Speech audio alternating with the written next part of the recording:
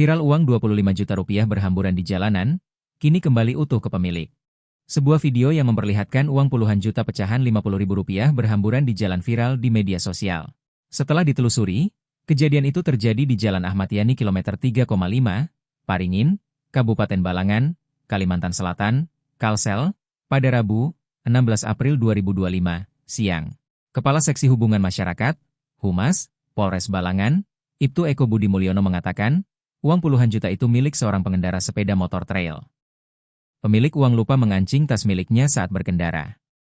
Warga sekitar yang melihat uang berhamburan berinisiatif memungut sambil menunggu pemilik uang datang. Hanya berselang sekitar 15 menit yang punya duit datang mengambil, jelas Eko.